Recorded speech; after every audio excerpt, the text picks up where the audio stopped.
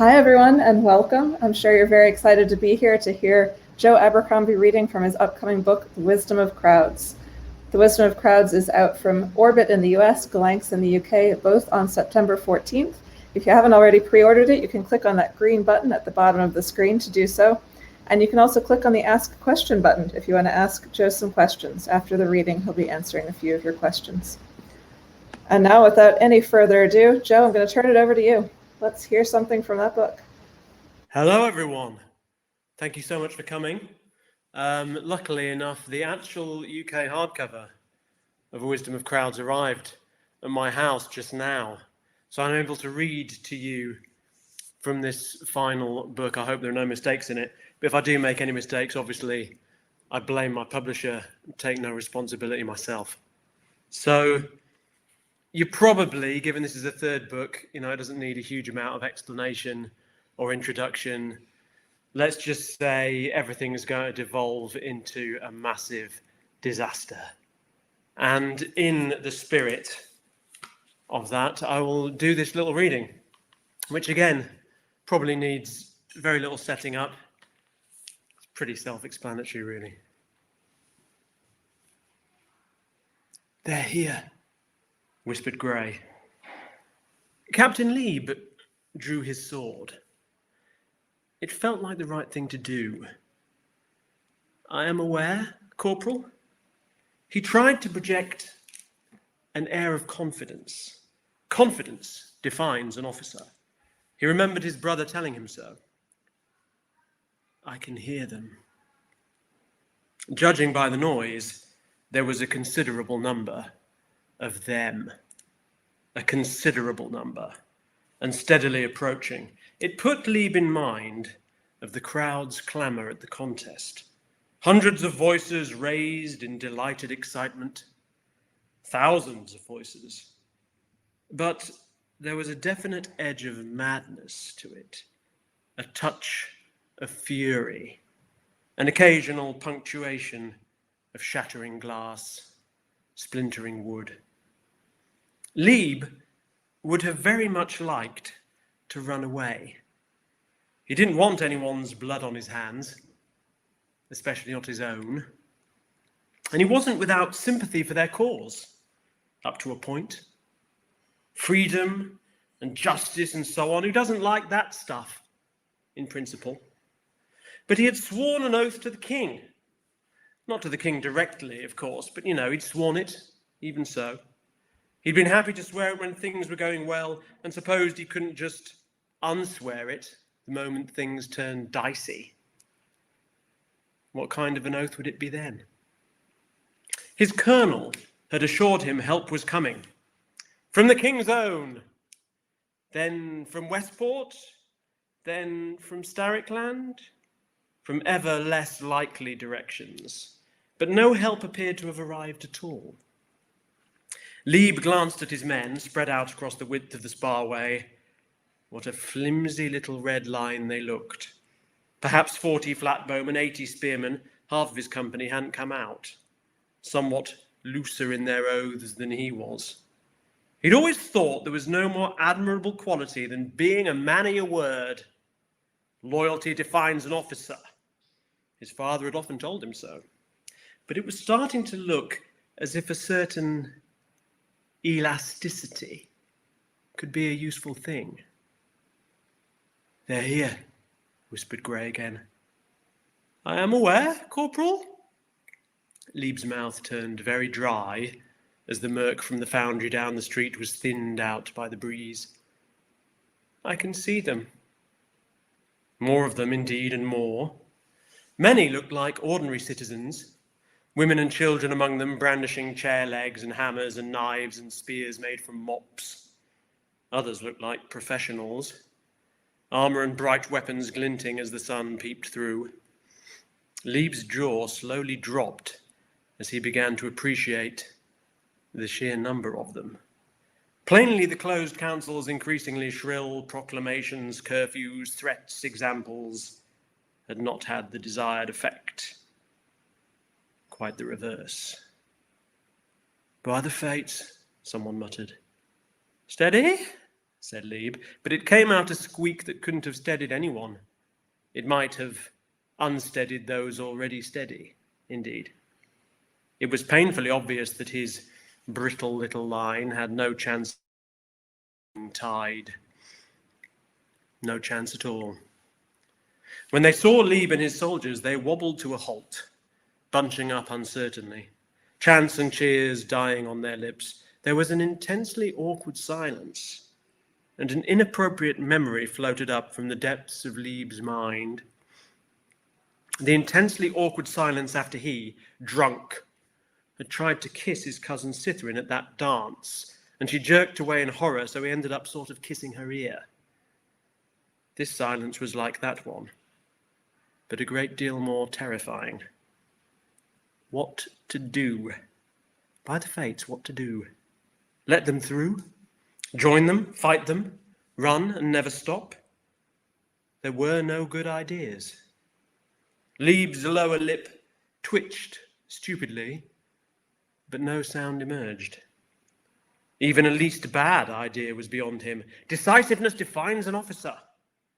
But he hadn't been trained for this. They don't train you for the world suddenly coming unraveled.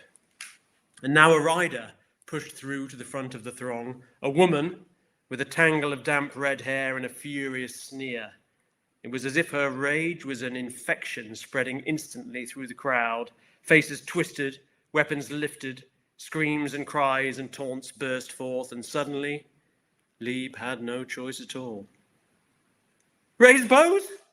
he spluttered, almost as if running out of time to think of a better idea. He was left only with this self-evidently terrible one. His men glanced at each other, stirred uncomfortably. "Raise bows!" roared Corporal Grey, veins bulging from his thick neck. At the same time, he looked at Lieb with a vaguely desperate expression. The pilot of a foundering vessel, perhaps, looking to his captain, silently asking if they really did intend to go down with the ship. Perhaps that's why captains do go down with their ships. No better ideas. "Shoot!" squeaked Lieb, chopping downwards with his sword. He wasn't sure how many actually shot. Less than half. Afraid to shoot at so many, unwilling to shoot at men who might have been their fathers, brothers, sons, women who might have been their mothers, sisters, daughters. A couple shot high, on purpose or in haste. There was a scream. Did 2 or 3 fall in the front rank of that seething mob? It made not the slightest difference. How could it? The terrifying she-devil at the front stabbed towards Lieb with a clawing finger. "Kill those fuckers!" And they charged in their hundreds. Lieb was a reasonably brave man, a reasonably honourable man, a reasonable monarchist who took his oath to his king very seriously. But Lieb was not a fool. He turned and ran with his men. It was not a company anymore, but a squealing, jostling, whimpering herd of pigs. Someone shoved him and he fell, rolled. He thought it might have been Corporal Grey, damn him. They all were scattering now, tossing their weapons, and he scrambled towards an alleyway, barging past a surprised-looking beggar and nearly falling again. How could one man keep his oath when everyone else was breaking theirs, after all? An army very much relies on unity of purpose. Run for the Agrion was all he could think of. He plunged through the crooked back streets, his neck prickling with fear, his breath sawing at his chest. Damn weak lungs, he'd been cursed with them all his life. "Can you name a Lord Marshal with weak lungs?" his brother used to ask. "Lungs define an officer." Adjua's foul vapours hardly helped. He sagged into a doorway, trying to suppress his cough. He'd dropped his sword somewhere, or had he thrown it away? Bloody hell. He stared down at his officer's jacket. Bright red. How could it be redder? The whole purpose was to make him stand out, like a bullseye on a target. He stumbled from the doorway, struggling with the brass buttons, and almost straight into a group of heavy-set men.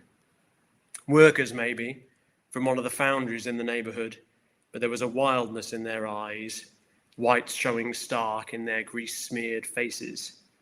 They stared at him, and he at them. "Now, listen," he said, raising one weak hand. "I was just doing—" They weren't interested.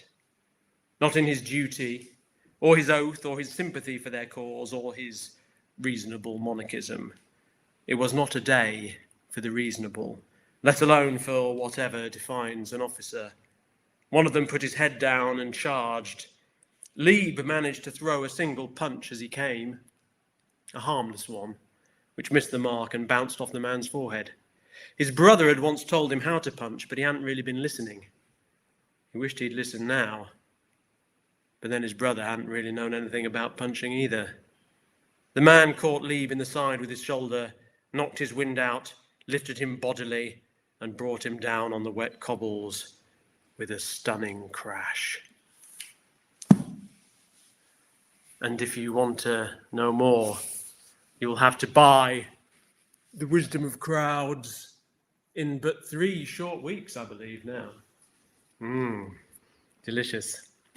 I'm going to take a few questions, and I will just simply read them from this list of questions.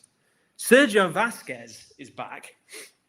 He has asked me several thousand questions in the past, and he has no less than 1, 2, 3, 4, 5 at the top of the list now.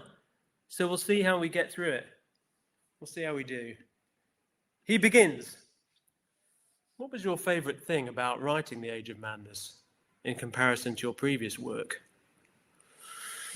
Favourite thing about writing The Age of Madness? I mean, every book's different. Every book is its own challenge, its own set of problems to solve. The nice thing about The Age of Madness is it's clearly set in a very well-established world that I've worked in and written 6 novels and a set of short stories in before I even started. And so there's a kind of wealth of history and geography and politics and characters and relationships between characters that I can kind of draw on and develop, and that by this stage are almost instinctive, really. So it's great to kind of slip on that familiar pair of boots that are all worn in, if you like.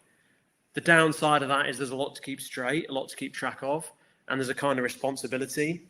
And also, you know, there'll always be readers who loved your previous books who don't get quite what they wanted out of the next one.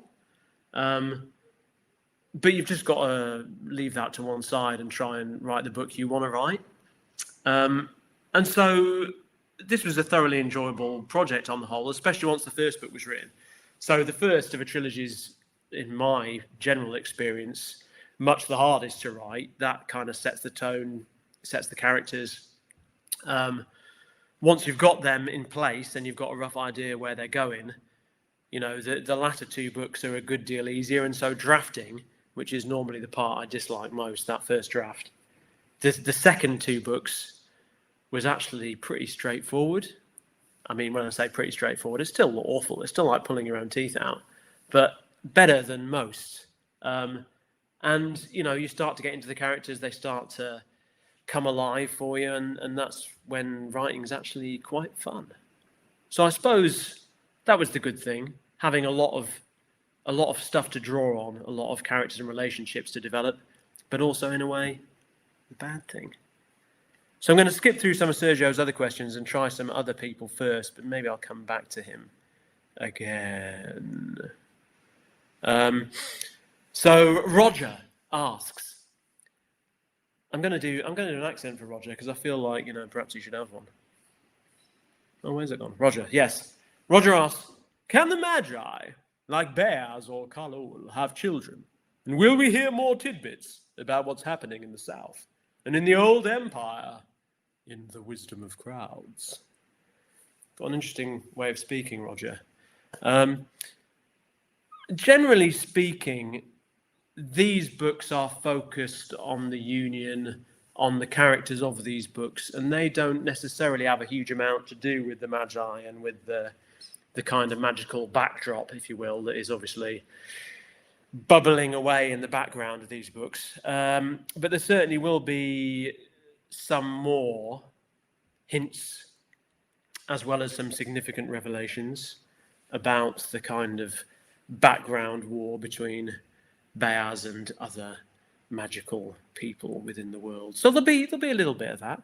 Can they have children? I don't know. You'd have to ask one of them. It's a very presumptuous question to ask about their family arrangements. Gary asks, from last argument of Kings, did you already have Shiver's arc for Best Served Cold in mind? Or was it this quote a happy coincidence? Logan frowned.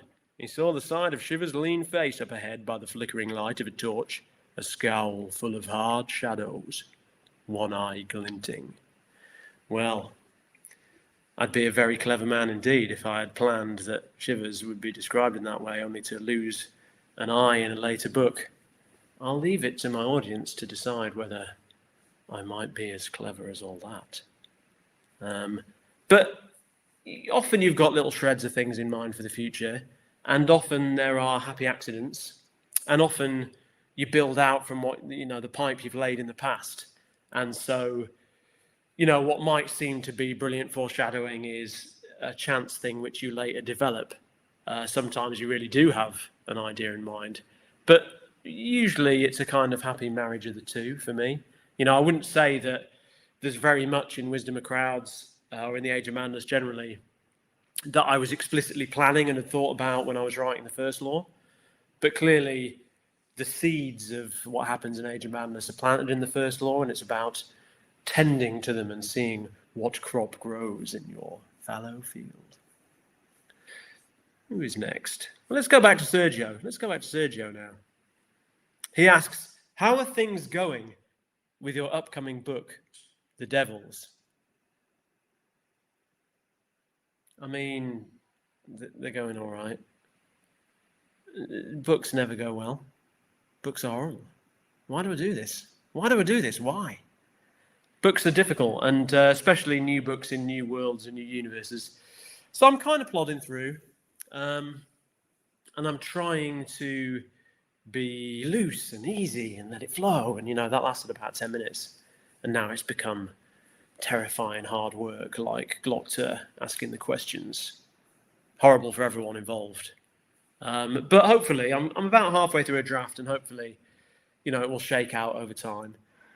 My plan is just to kind of let this book sit, live with it for a while, and kind of see how the characters develop, see how they feel, and spend a lot of time revising it and going over it, as I did with the first law books long ago in the past. So, it's moving gradually, but I've got a few other hugely exciting pots on the boil as well, so I kind of, haven't got a huge amount of time at the moment, of which more later, perhaps, or perhaps not. Who knows? Who's next? Div. I do not know what kind of an accent to give Div. He says, or she says perhaps, I couldn't say, will you consider doing more standalone genre blenders like Best Served Cold, The Heroes, and Red Country? Hint, the answer is yes. Pay no attention to the red laser dot currently hovering over your torso. Well, since the answer is yes, I've already been told, I suppose the answer is yes. And after all, the question was, will you consider? And I consider all kinds of things, considering's free. Considering takes no effort. Consider all sorts of stuff. Could consider writing a historical bodice ripper set in 13th century Venice. I consider that. Doesn't mean I'm going to do it. So yeah, I'll definitely consider doing more standalone genre blenders. I think, honestly, my plan in a really very vague, not very much thought about way would be, in the first law world, I'll go away, I'll do some other things, and if I come back to that world, it would probably be to do standalone books, perhaps to do 3 standalone books in a similar kind of style to what I did with Best Served Cold, The Heroes, and Red Country. And then perhaps think in the long term about another trilogy, so it'd be like trilogy, standalone, trilogy, like that. I like patterns and symmetry and stuff, so that makes a kind of instinctive sense to me. Whether anyone needs 15 first law books, somewhat of another question. Who can say? Maybe I don't. I don't know. We'll have to see if the right ideas should emerge.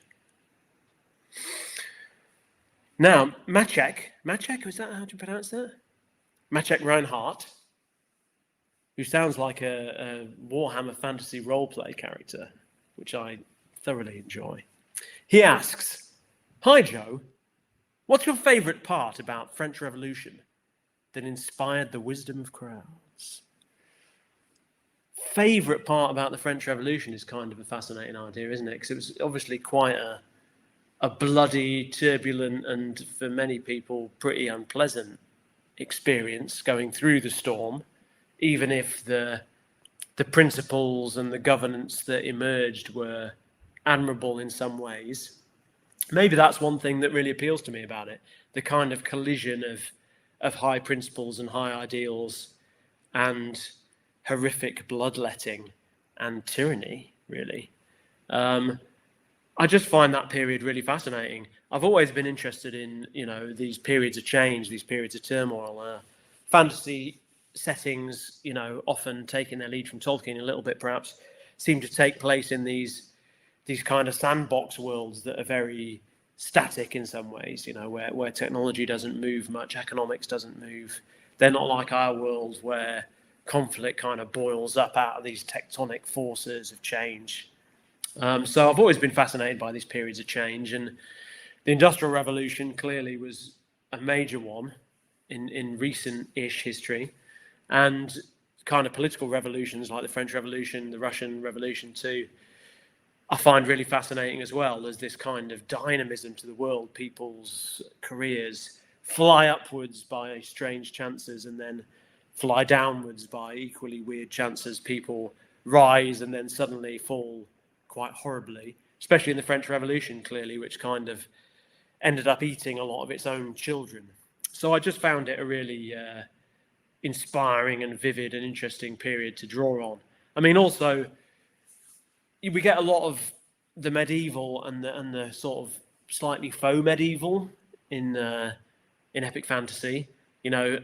A version of the medieval where people wear armor and you have knights, but they think like modern people. And so I'm interested in that early modern where the mindset's still a little bit weird, a little bit hard to understand, a little bit coming from the medieval, from the Renaissance, from the pre-modern, and yet the world is moving forward in terms of its culture and its technology so fast. So I find all those aspects of it quite fascinating. What's Sergio got for me next? Oh, he asked, this is a good one. What's your favourite Joe Abercrombie book? Well, I mean, they're all so wonderful, aren't they, Sergio? Who can say which is their favourite? I mean, one day it's vanilla, the next day it's chocolate.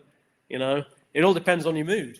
I think, seriously, it does depend on my mood a little bit for me. I mean, I love them all like my children in different ways for slightly different reasons.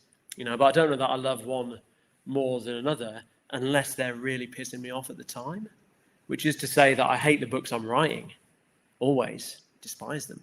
But I love the books I've finished and that are done and out there and need no further love and attention from me. Heroes is pretty good though, isn't it?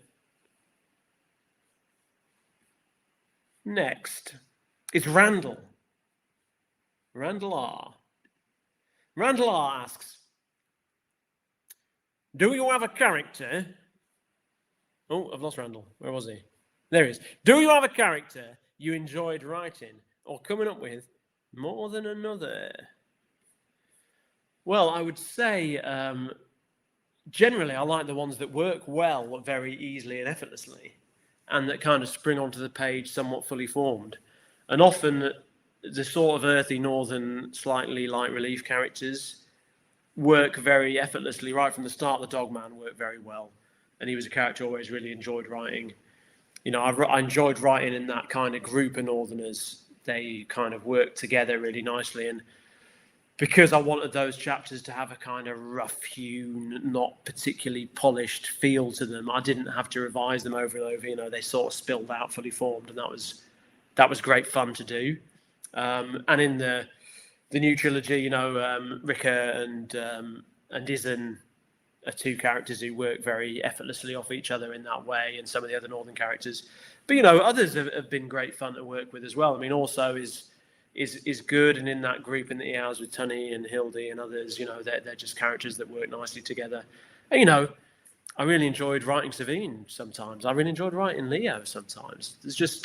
They're different flavors, and that gives you, a different thing you can work on, a different style, a different look with different chapters that you write. And I really respond well to that variety and those different voices. And I love it then when those different voices collide with each other and you get, a kind of, you see it from one point of view, but as a reader, you also know that other person. So you kind of can understand what's going on in their head and you party to both sides. So I like all the characters. It's like a tapestry, isn't it? You couldn't, pull one thread out, even if it seems a little less successful than others. They're still necessary and essential. So I kind of like them all. Who else? Jombles Flynn. Is Jombles really the name? Who can say? From the Discord server, whatever one of those is, what prep did you do before you began to write Leo's internalized homophobia and queerness? And when did you feel comfortable enough to write such a character? I don't know. Internalized homophobia. Leo's a entirely very straight man. He's a very straight, manly man who loves women. I mean, he enjoys the company of men. He enjoys conversing with them and looking at their powerful, manly figures, their athletic physiques in a purely manly way.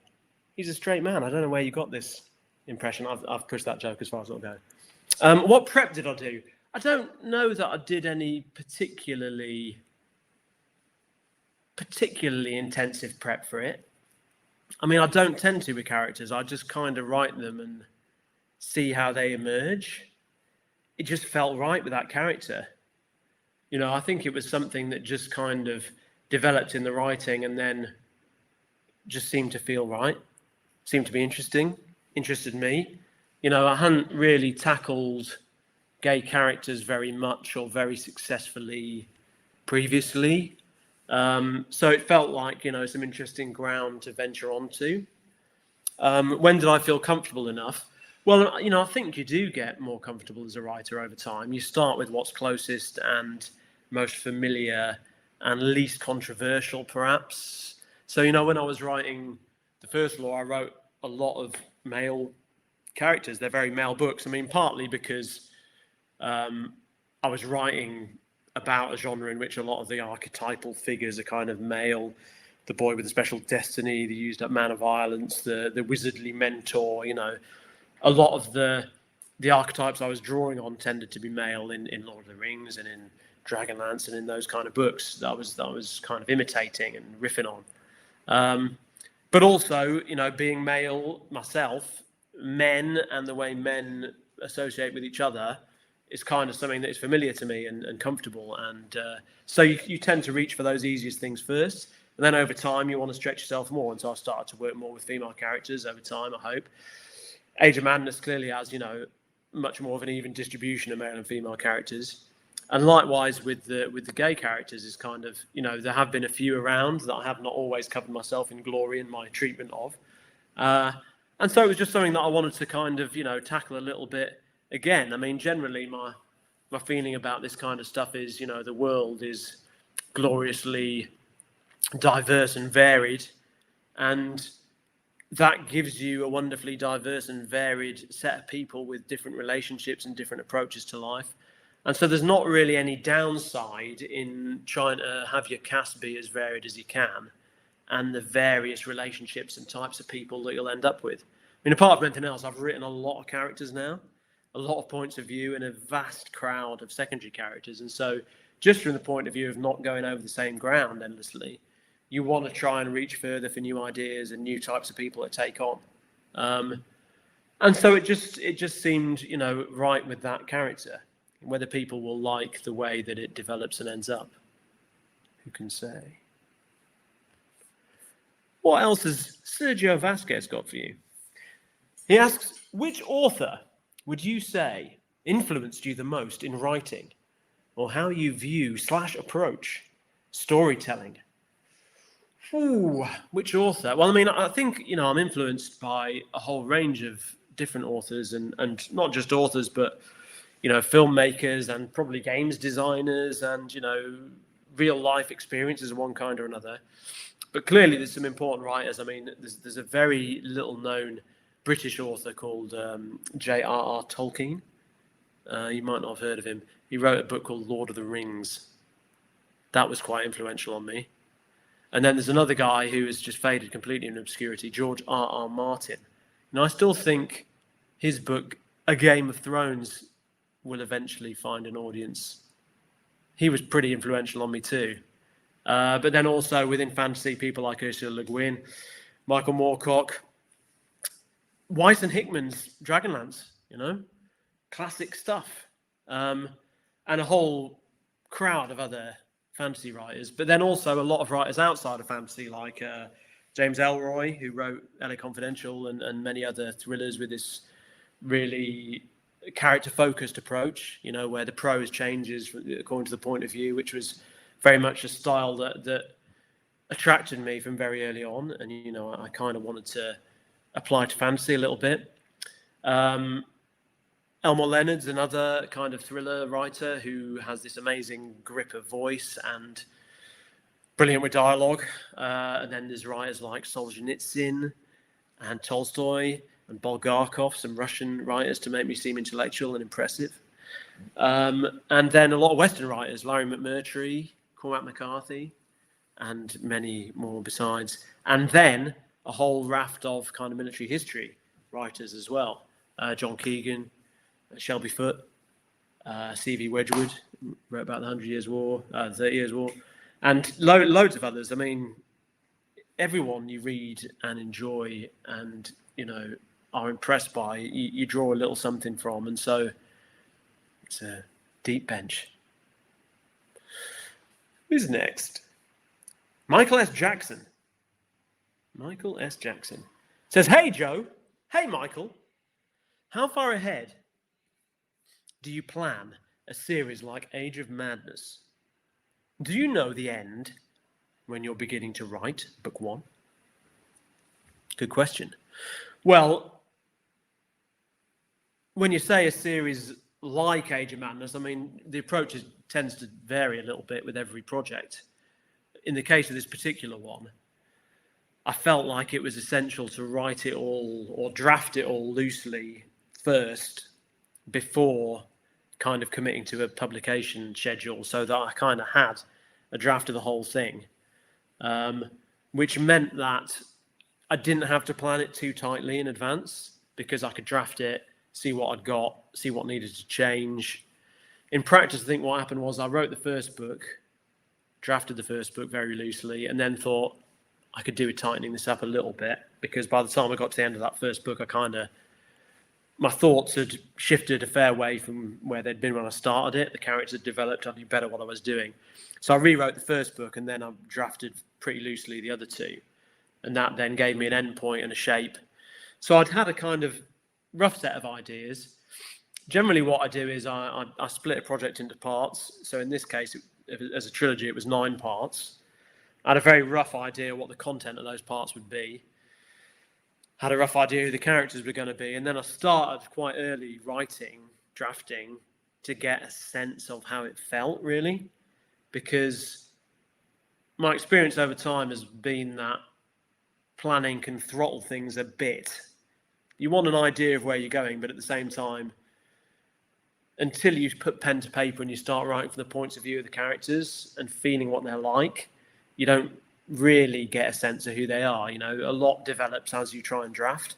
And so I try and draft and plan sort of together. I write a part, I revise it, I discuss it with some beta readers, I revise it usually, and then send it to my editor, and she has some comments. So my editor's commenting with every part of the 3 books as they go off. So by the time I get to the end, she's had a lot of input already, and other readers have too. And so by the time I reach the end of that draft, I've then got a very good idea what the second draft needs to be, how it needs to change. And a lot of the work is getting that second draft into the shape that you've kind of realized it needs to be by the time you reach the end. So I'm kind of planning, but I'm not planning too tightly, if that makes sense. Mike Meredith has a beautifully alliterative name, and he asks, George R.R. Martin says that Samuel Tarly is the character that he most associates with. Who do you associate with in your books? Well, I could give a very glib answer here, couldn't I, and say, well, the beauty of Savine, the danger of Logan Ninefingers, the authority of Bears, etc., etc. But obviously it's Spillian Swarbrick, the asshole overwriter who accompanies Nicomo Koska into the unsettled West. He is the man who I most associate with. He's the kind of authorial self-insert, you might say. And indeed, he turns up with quite an important role in the Wisdom of Crowds. But I wouldn't want to spoil it for you. Thomas Brodie asks, Hey, Joe. Hey, Thomas. Your books are full of pessimism and nihilism, which is why we love them. Do you share similar views about the world in your real life? It's a good question. I mean, I've always felt the books aren't all that nihilistic. I mean, they're certainly cynical. They're certainly quite pessimistic at times. Nihilistic to me is something slightly different that kind of implies an absence of moral framework. And though there are such characters within the books, there's a wizard in particular who eschews the whole idea of morality. I'm not sure that the books themselves take that line. And many characters are sort of struggling for something better, to do the right thing, even if they don't always succeed. And so really when I write, it was in reaction to the fantasy that I'd read a lot of that was quite shiny, quite heroic, quite predictable, and quite optimistic. You know, the good guys win, the good guys are easily identified, they tend to do the right thing, it's easy to know what the right thing is, you know, and so I wanted to write a book in which, you know, it wasn't easy, and the good guys weren't obvious, and people often do the wrong thing. At university, I studied the psychology of failure and disasters and human error. You know, why Chernobyl melted down, why ships sink, why things go wrong, why military disasters happen. And so I've always been kind of fascinated by failure and how these kind of characteristics we all have to some degree of selfishness and greed can lead to disaster. And that's what I wanted to explore within a fantasy setting, you know. So I wanted to do a kind of inverse version of a Lord of the Rings story where you follow heroes who are doing the right thing. So I suppose that's why my stuff's cynical and pessimistic in a way, as a reaction. It's not supposed to be some kind of mission statement about what the world is. You know, it's supposed to sit among a set of other books within the genre and kind of sit on the other side of the scales from Dragonlance and Tolkien and things where, you know, there is heroism there. I don't reject those things. I don't have scorn for those things. I love those books, but it's just about, you know, offering an alternative viewpoint a little bit. So I don't really share those views in real life, in the sense that I'm not hugely cynical and dark and edgy. You know, that's not how I see things. But I find that approach can be interesting, you know, and I find it can be cathartic to look at the worst of mankind and to see people who struggle and don't always succeed. You know, I'm interested in that. And I'm also interested in the unpredictability of it. You know, I like things that shock me. I like things that surprise me. And obviously over time, unrelenting cynicism becomes as dull and uninteresting as unrelenting heroism would do. So there's always got to be a mixture and a little bit of both in your work, I believe. Anna asks. Lost it. Anna asks, you are so talented. That's a lovely thing to say. Oh, there's more though. You are so talented at creating really distinctive character voices. Do you have a favourite character from whose point of view to tell the story in Age of Madness and or any of your other books? Well, thank you. That's lovely to hear. Because that, in a way, is I think, of many important things, the most important thing for me in writing, that the voice of the character, the voice of the writer, is arresting and unique and interesting. You know, what I respond to as a reader is really when I read a book that I could never have written myself, you know, with a character's voice and an attitude to the world that is totally different from mine. It makes me see things in a new way. And so I really want my characters to feel like individuals with a different way of looking at the world, with a different way of expressing themselves. I want it to feel conversational, like you're talking to this person, like they've got you by the scruff of the neck and they're shouting in your face. You know, I want their personality to come off the page as much as it can. And so, you know, going back to the question earlier of do I have a favourite character? I mean, I think it's a similar question with this. There are some that I find very natural and easy to do. So some of the northern voices come out very naturally and very easily, but generally they all need some refinement. They start in a kind of slightly more neutral voice, kind of my natural writing voice, if you like. And then as I experiment, I start to develop more of a style for each character, you know. So Savine becomes a bit more sophisticated. She's very focused on how things look. She's observational. She's thinking ahead. Has a wide vocabulary and, you know, some quite complex word choices and construction, things like that. Whereas, you know, Clover, short sentences, conversational, world-weary wisdom, you know, that kind of thing.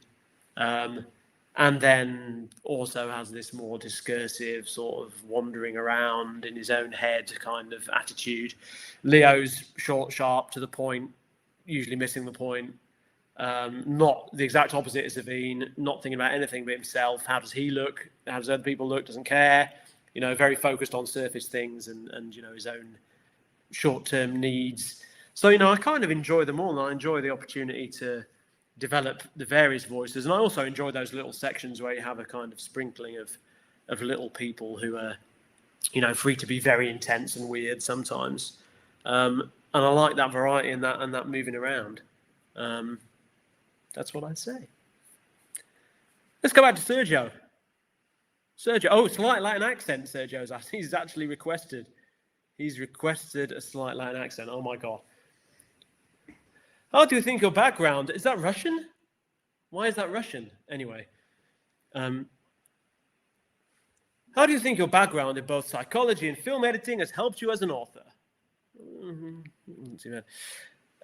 They both helped. They both helped. And as I was saying before, you know, anything that you kind of experience in life, that you work on, that you work with, that you study, they all find their way through. So, you know, I was talking about psychology earlier and the psychology of failure, and that is something that has very much informed my kind of understanding of the world and the way that I look at things and the way that I'm interested in things. You know, fantasy, and not just fantasy, but stories generally, are often the stories of success, the stories of plans gone right, the stories of it's 1,000,000 to 1 shot, but it just might work, you know. And I'm kind of interested in the 999,000 to 1,000,000 shot that goes wrong. And I'm interested in how people undermine themselves, how they throw away chances, how they they fail with the odds and fail again when the odds are against them. You know, I like disaster and failure for that reason. And that's always kind of fascinated and interested me. And how people react to failure and kind of defeat, you know. And the film editing, yeah, I mean, I spent 10 years as an editor, mostly documentaries and music, live music stuff. And that definitely informed my writing a lot as well. I mean, I got to sit with a lot of producers and script guys who were, you know, very good at writing scripts, watching them boil things down to their most kind of elegant, stripped back essence. And so that I've always found interesting, and I always aim to kind of boil things down as much as I can, despite writing huge and pretty sizable books by most standards. But I think, you know, a lot of the tricks of storytelling, the way you pace things, the way you arrange things within a scene, what you choose to focus on, what kind of actions and details are relevant and important and what you can, ignore. I think those are to some degree universal. Those kind of skills, they have a written equivalent, and so definitely I learned a huge amount from editing, and I think it's stood me in very good stead ever since. Oh, Mike's back. Mike Meredith. Mike Meredith sounds a little bit like a hero from The Flash or Arrow, because everyone has an alliterative name in those shows. I say this just in passing. Mike says, have you enjoyed writing in the First Law world again, and will we be going back to the Shattered Sea at any time? I have enjoyed writing in the First Law world again, largely. I mean, it obviously has its moments that are difficult, especially starting out a book. You always feel a little bit lost and worried that this one's going to be the disastrous one that ends your career. But as I got, through a first draft, I started to feel pretty confident early on that it was working and that the characters were good. And certainly by the time I'd finished that big first draft, I kind of, by my standards, pretty much flew through the second two books. I mean, I pretty much wrote the first drafts of Wisdom of Crowds and Trouble with Peace in a year, more or less, a little bit more, which was very fast working for me. So, I did enjoy that process. Going back to the Shattered Sea, I mean, I certainly wouldn't ever rule this out. I like those books. I occasionally pick them up and read them and think, wow, these are brilliant. And so I'd very happily go back and work in that world again. Just a case of when the idea comes to you and it feels like the right moment, I suppose. So I certainly wouldn't rule it out, but no immediate plans. Jombles. It's Jombles. He's back. He says also, cheeky question. Will we ever see a notes included version of any of your books again? Like the version we got for the Heroes? There is indeed an enhanced ebook edition of the Heroes containing all kinds of junk. Sort of planning documents and bits and pieces and all sorts of things. I mean, I think the Heroes, it happened that I just planned a lot of that on computer. So I had a lot of that stuff. Mostly I just plan on paper. Usually I have done. And I've tended to go back to that lately. I think there's something about that book that, because of the very complex kind of interleaving of all the different characters and their stories within that tight space, I needed to kind of work on computer and shift stuff around all over the place. And, the planning was just easier that way. Usually I prefer the sort of tactile feel of working with a pen. Makes me feel very artistic. So I'm not sure there would be another one, and I'm not sure how interested people were in general. Generally speaking, there was a period when people were kind of trying to fiddle around with ebooks and see what kind of stuff people would pay for, what kind of additional content, because ebooks obviously can include all kinds of things that paper books can't because of space. You can shove in all kinds of digital stuff that your paper book would never want. But in general, that seems to have kind of gone away a little bit. No one really seems to be pushing the bounds of the format that much. So I can't see it happening anytime soon because, it was a fair amount of work for something that I don't think that many people were interested in. But, you try these things out. Ross asks, is that version of the Heroes around? I think it is. It's called The Hero, because someone asked this question not long ago, actually. I'd forgotten all about it.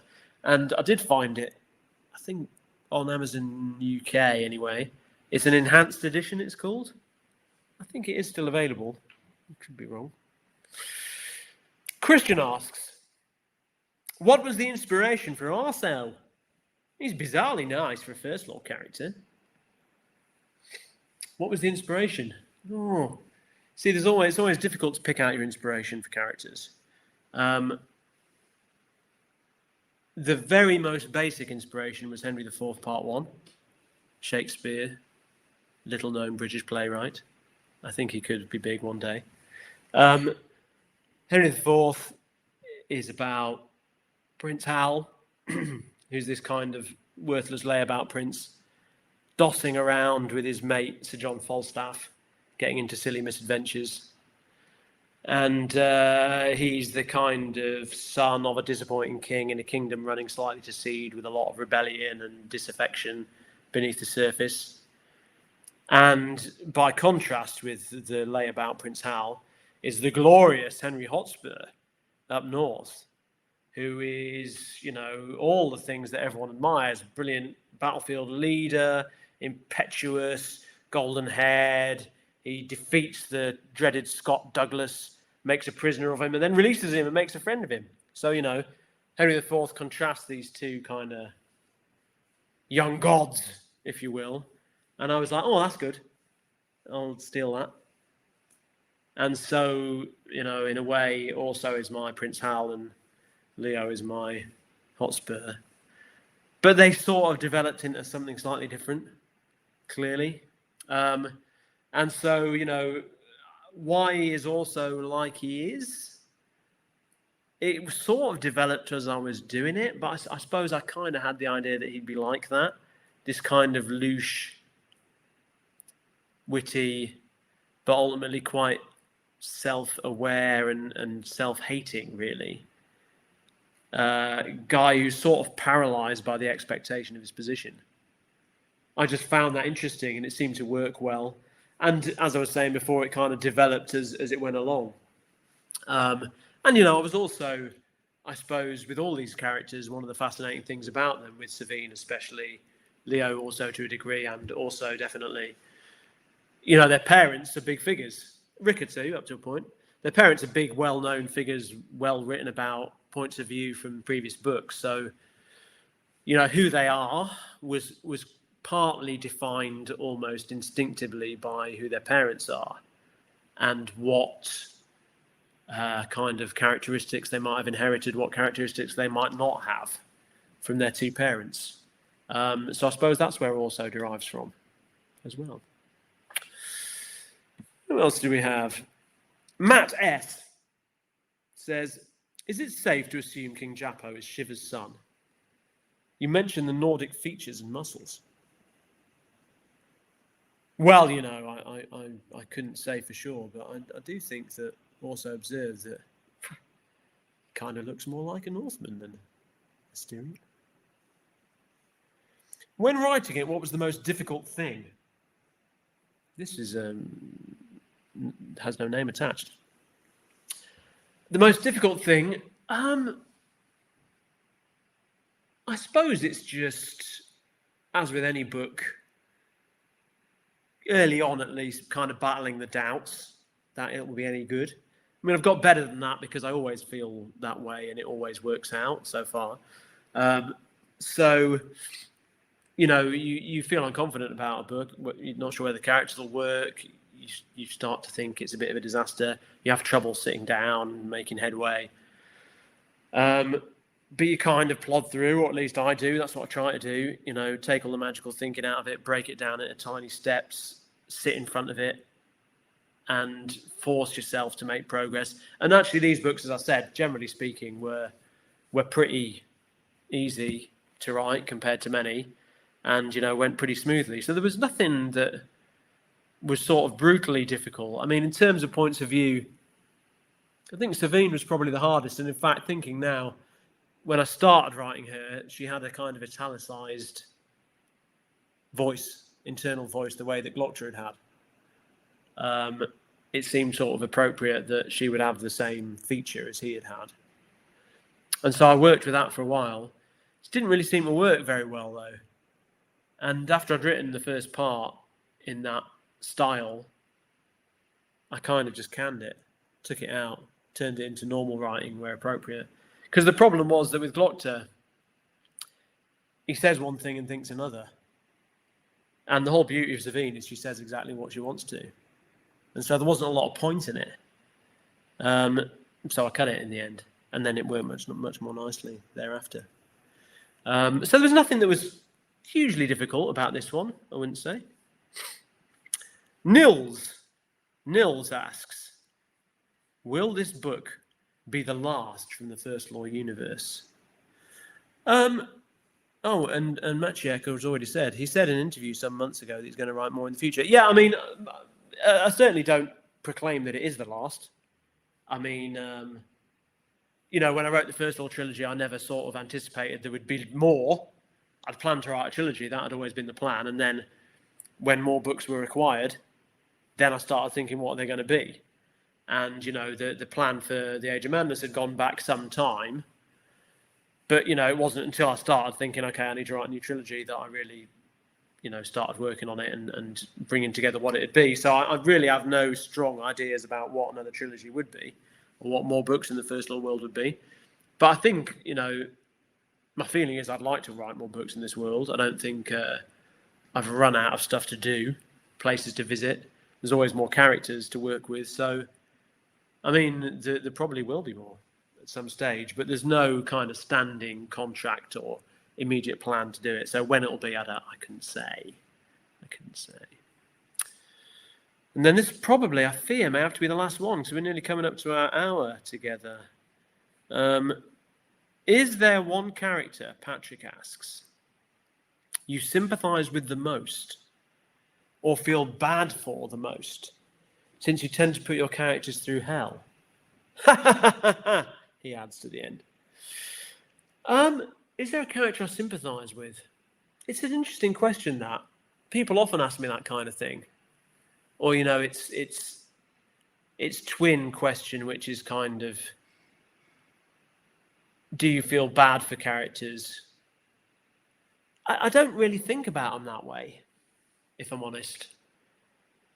I kind of feel like they're tools with which to tell the story, which sounds very kind of technical and bloodless. I do love my characters in a sense. I do really enjoy the time I spend with them. I enjoy reading their dialogue back afterwards. I find it great and entertaining and interesting. And I find it fascinating how these very distinct people have somehow emerged from my head. There's a sort of kind of magic to that, which is fascinating. But I guess I don't sympathise with them in that way. I mean, clearly the writing of a book is a very long project compared to the reading of it. And so you tend to be thinking a long way ahead. And when you reach a scene and you write a scene, you write it over the course of a couple of days. And you've been thinking about it for months, perhaps. And so you've been weighing up what to do, what will have the most dramatic effect, what you need to do to drive the plot forward, how it'll affect the other characters. You're not really thinking about, will this person be wounded? Will they be upset? Because they're not people. They're things you've invented. And occasionally someone will say something to me like, how could you do that to the person? And I always joke and say, well, I didn't do it. I just told you about it. And on the one hand, that's a joke. But on the other hand, it kind of feels that way. I just told you about it. And the whole point is to, affect the reader as much as you can. That's what we're here to do. So I think I never feel bad for doing that. And I think that's it. Sorry, guys. I'd love to answer more because there's loads of questions. I would like to stay longer and do more, but sadly, our time together has ended. So look, thanks for coming. Thank you so much for coming. It's been lovely to talk to you. It's been lovely to read to you. I'm glad someone did come. And my advice would be to go forth and pre-order this book, if you haven't already. Immediately, if not sooner. That will make me a very happy man. And other than that, be well. Take care. And I will see you soon.